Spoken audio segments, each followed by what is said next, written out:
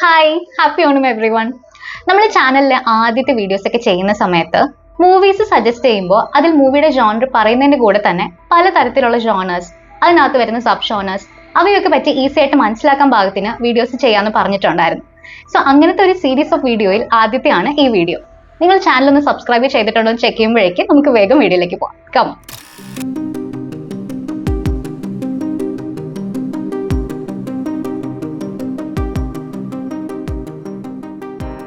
Okay, അപ്പൊ film genres എന്താണ് genres എന്ന് പറഞ്ഞു തന്നെ തുടങ്ങാം.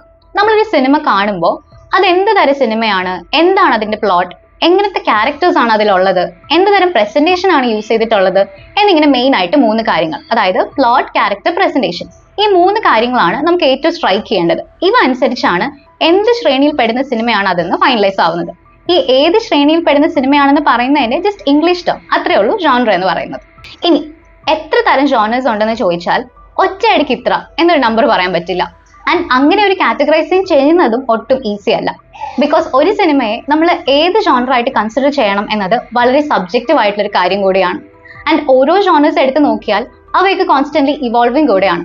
എങ്കിലും നമുക്ക് പെട്ടെന്ന് മനസ്സിലാക്കാനായിട്ട് ഫിലിം കാറ്റഗറി ബേസിസിൽ സിനിമകളെ ക്ലാസിഫൈ ചെയ്ത് കമേഴ്ഷ്യൽ ഫിലിം മേക്കിങ്ങിൽ ഏറ്റവും കൂടുതൽ കണ്ടുവരുന്ന ഐഡന്റിഫൈ ചെയ്യാൻ ഈസി ആയിട്ടുള്ള ജോണേഴ്സ് നോക്കുക എന്നതാണ്. ഈ ഒരു രീതിയിൽ ഡിവൈഡ് ചെയ്ത് ഏറ്റവും ഇമ്പോർട്ടന്റ് എന്ന് പറയാവുന്ന അല്ലെങ്കിൽ കോമൺ ആയിട്ട് കാണാവുന്ന ഇൻഡസ്ട്രിയിൽ ഏറ്റവും റെക്കഗ്നൈസ്ഡ് ആയ ജോണേഴ്സും അവയുടെ ക്ലാസിക് എക്സാമ്പിൾസ് ആയിട്ടുള്ള മൂവീസും നമുക്ക് നോക്കാം. അപ്പൊ വീണ്ടും ഓർക്കുക, ഈ ഓരോ ജോണേഴ്സിനും നിരവധി സബ് ജോണേഴ്സ് കൂടെ ഉണ്ട്. ആൻഡ് ചില സമയത്ത് ഒരു ഫിലിം തന്നെ പല ജോണേഴ്സിന്റെ ഒരു കോമ്പിനേഷൻ ആയിട്ട് വന്നേക്കാം. അപ്പൊ നമുക്ക് ഈ ഒരു സീരീസിൽ ഓരോ വീഡിയോയിലും ഓരോ മെയിൻ ജോണേഴ്സ് ആയിട്ട് നോക്കി പോവാം. ഇന്നത്തെ വീഡിയോസിൽ നമ്മൾ നോക്കുന്ന അല്ലെങ്കിൽ എക്സ്പ്ലോർ ചെയ്യുന്ന ജോണറാണ് ഡ്രാമ. ഡ്രാമ കാറ്റഗറിയിൽ വരുന്ന സിനിമകൾ കൂടുതലും റിയലിസ്റ്റിക് ക്യാരക്ടേഴ്സിനെ ആവും ഫോക്കസ് ചെയ്യാൻ ശ്രമിക്കുക. കൂടുതലും സീരിയസോ ഇന്റൻസോ ആയ തീംസ് ബേസ് ചെയ്താവും ഇവ ഒരുക്കുന്നത്. പ്രണയം, വൈരാഗ്യം തുടങ്ങിയ ഹ്യൂമൻ ഇമോഷൻസ്, അല്ലെങ്കിൽ ആളുകൾ തമ്മിലോ ആളുകൾക്ക് ഒബ്ജക്ട്സോ അനിമൽസോ ആയിട്ടുള്ള റിലേഷൻഷിപ്സ്, അല്ലെ കുറച്ചുകൂടെ ബിഗ്ഗർ ക്യാൻവാസിലാണെങ്കിൽ സൊസൈറ്റിയെ എഫക്ട് ചെയ്യുന്ന ഇഷ്യൂസ് പോലുള്ള കാര്യങ്ങൾ, ഇതൊക്കെ ആവും മിക്കപ്പോഴും ഫോക്കസ് ചെയ്യുന്നത്. ഡ്രാമ സിനിമകളുടെ സ്റ്റോറി ടെല്ലിങ്ങിന്റെ മെയിൻ ഉദ്ദേശം എന്ന് പറയുന്നത് നമ്മളിൽ ഒരു എംപതി ക്രിയേറ്റ് ചെയ്യിക്കുക, അല്ലെങ്കിൽ ഒരു ഇൻട്രോസ്പെക്ഷൻ, ഒരു ആത്മപരിശോധന നടത്തിക്കുക. പിന്നെ ചിത്രത്തിലെ മെയിൻ ക്യാരക്ടേഴ്സും അവരുടെ എക്സ്പീരിയൻസും മനസ്സിലാക്കിപ്പിക്കുക. ഇതൊക്കെയാണ്. ക്യാരക്ടർ ഡെവലപ്മെന്റിലായിരിക്കും കൂടുതൽ കോൺസെൻട്രേഷൻ. ഒരു മെയിൻ പ്രൊട്ടഗോണിസ്റ്റ് ഉണ്ടെങ്കിൽ അവർ മിക്കപ്പോഴും പേഴ്സണൽ ചാലഞ്ചസോ മോറൽ ഡിലമാസോ സൊസൈറ്റൽ പ്രഷേഴ്സോ ഒക്കെ ഫേസ് ചെയ്യുന്നവരായിരിക്കും. കഥയിൽ അവരുടെ മുന്നോട്ടുള്ള യാത്രയിലൂടെ നമ്മളെയും ഇതൊക്കെ എക്സ്പീരിയൻസ് ചെയ്യാനായിട്ട് ക്ഷണിക്കുക എന്നുള്ളതാണ് നടക്കുക. ഇത്തരം മൂവീസ് ശരിയായ രീതിയിൽ വർക്ക് ചെയ്യാൻ ഏറ്റവും കൂടുതൽ വേണ്ടത് വളരെ റിയലിസ്റ്റിക് ആയ സെറ്റിംഗ്സും സിറ്റുവേഷൻസും ആയിരിക്കണം.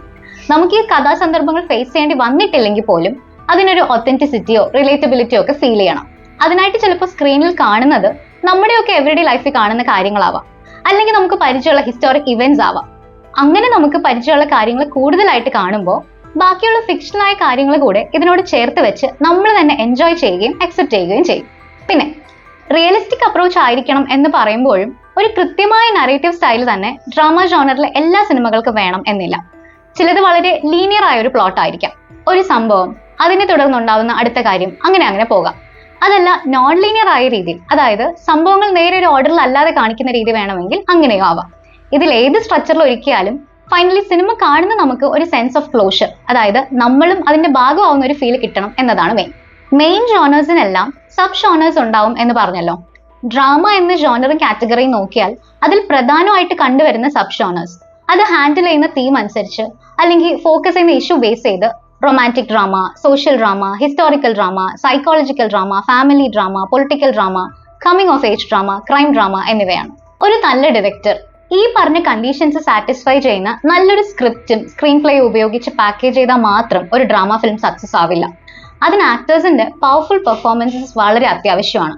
ബിക്കോസ് ആക്ടേഴ്സ് ഡിസ്പ്ലേ ചെയ്യുന്ന ഇമോഷൻസ് സ്ക്രീനിൽ വളരെ ടൈം എടുത്ത് കാണിക്കുന്ന തരം സിനിമകൾ വരുന്ന ജോണറാണ് ഡ്രാമ. അതിനോടൊപ്പം നമ്മളെ ആ സിറ്റുവേഷനിൽ തന്നെ പിടിച്ചു നിർത്തുന്ന, ശ്രദ്ധ മറ്റു കാര്യങ്ങളിലേക്ക് മാറി പോകാത്ത തരം സിനിമാറ്റോഗ്രാഫി, അതിന് മാച്ച് ആകുന്ന തരത്തിൽ ക്രാഫ്റ്റ് ചെയ്തിട്ടുള്ള സൗണ്ട് ട്രാക്ക് എന്നിവയും വേണം. അപ്പോൾ ഇത്തരം എലമെന്റ്സ് ഒക്കെ നല്ല രീതിയിൽ കമ്പൈൻ ചെയ്ത് വരുന്ന ഒരു സിനിമ, അത് ആ ചിത്രം പറയുന്ന പ്രമേയത്തിന്റെ ബേസിസിൽ എന്തെങ്കിലും ഒരു മൂവ്മെന്റ് നമ്മുടെ ഉള്ളിൽ നടത്തുന്നുണ്ടെങ്കിൽ, സിനിമ കഴിഞ്ഞ് നമുക്കൊരു മെമ്മറബിൾ എക്സ്പീരിയൻസ് ആയി നിൽക്കുന്നുണ്ടെങ്കിൽ, അതാണ് ഡ്രാമ ജോണറിന്റെ എക്സ്പ്ലനേഷനായി പറയാവുന്ന ഒരു നല്ല സിനിമ. നമ്മൾ ഈ വീഡിയോയിൽ ത്രൂ ഔട്ട് യൂസ് ചെയ്തിരിക്കുന്ന ഫോട്ടോസ് അത്തരം സിനിമകളാണെന്ന് ഞങ്ങൾക്ക് തോന്നിയ ഫിലിംസിന്റെ ആണ്.